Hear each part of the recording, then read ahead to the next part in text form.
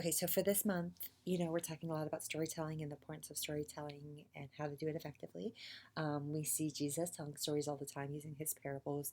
Now, it's interesting because we use the word story with kids, and there's a lot of pros and cons to that. And we'll get into that later this month. But I just want to share this quote with you guys for you guys to think about. And it goes, and just as stories and movies that move us the most can pique our imaginations and become part of us, so too can the scriptures as story. The imagination of the child is honored, and the child's story becomes part of the scripture story. So I just want you guys to think about that how we can use God's story for us, the scriptures, to really honor the child's imagination and their story and get them to become a part and to imagine themselves as part of God's story, right? That's what we want them, right? That's actually one of our values is that I am part of God's big family. And so we want our kids to see themselves as a part of what's happening in scripture. That it's not a someday when you're an adult, it's not a thing. And developmentally, we can argue a lot of things, but um, I think little kids actually can do that, and I think they can use their imaginations. And I think when we're very effective in what we do, I think kids, and I mean, we see this all the time on Sundays, right? It really engages the kids and gets them really curious and wondering about God and Jesus. And so I just want you guys to think about that.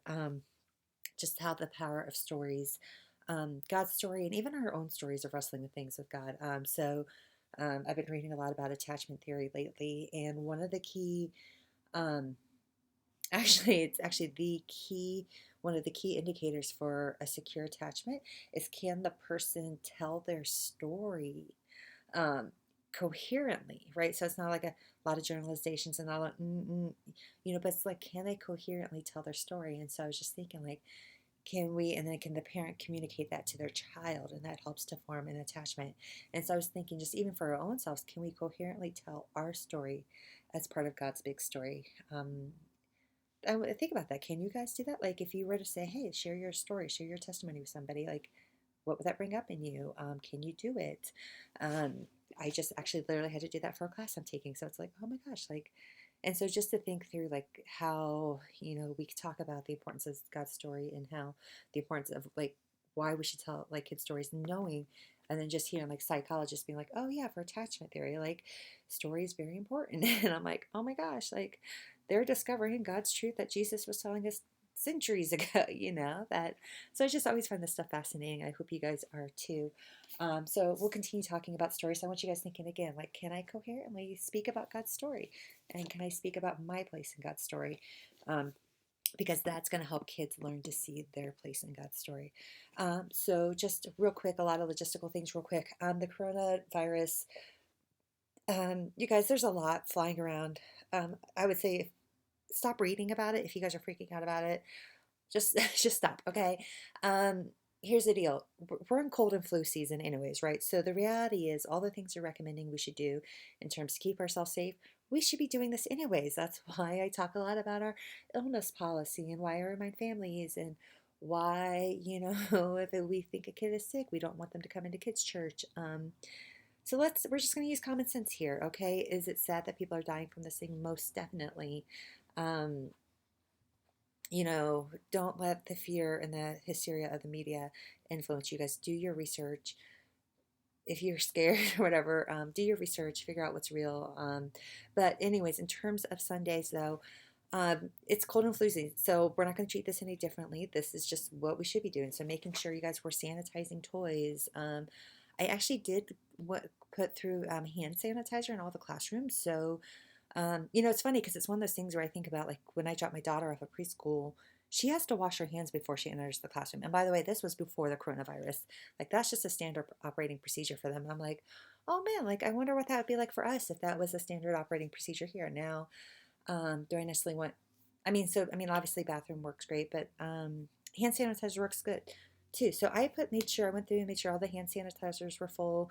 Made sure you guys had toy sanitizing spray in your classroom. If I missed something, by the way, guys, you need to speak up, okay? If you're like, hey, we're missing these things, we can't do our job, don't just not do it, but like speak up and say, hey, this is when I need to be able to do this, okay? Because this is what's going to keep everybody healthy and stuff like that. We don't want parents thinking like, oh my gosh, that's a dirty place. So it goes, well, like I said, this all goes before and well beyond the coronavirus. And just so that with that, you guys, we do recognize that a lot of people use our space throughout the week and they may not always be sanitizing our toys. Now, we're going to be talking to a lot of those ministries and reminding them, like, hey, like, if your kids are playing with our toys, you need to be cleaning and sanitizing them too. But with that is when we're there on Sundays, we need to do the things that we're responsible for. So that means second service team, before you guys leave, you're cleaning and sanitizing toys. First service, this means when you arrive, like if something looks dirty, let's clean it off. And a lot of times I think you guys do this, so it's not like you guys are missing this, but like, yeah, like I know the other day I was like peeking in the nursery and they were cleaning off all the baby toys, and that's just wonderful. So just a reminder to keep doing this. Let parents know if they're like scared about the coronavirus or whatever, just like, hey, like, no, we sanitize and da da da. I mean, we can only control the things we can, which is on Sundays. We can't control the things outside of Sundays, even though we're trying, like I said, we're trying to talk to those ministries too around keeping our space clean and sanitized. Um, with that though, so that's all I'm going to say about that. But just a reminder in the sick kid policy, okay? Like, so sniffling, sneezing, the big hacking, obviously not feeling well, they need to go home and rest up and feel better.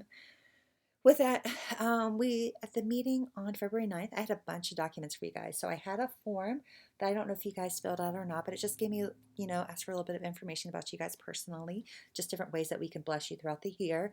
I also had the goal sheet, so where I asked you guys to really think about some things that you're willing to work towards for the year. There's two that we already set for you, and then you were asked to pick a third on your own. So I've attached a copy of that. If you haven't turned it into your coach yet or to me, please look those over and do it. If you weren't at the meeting, you're like, what's this about? Ask me or your coach.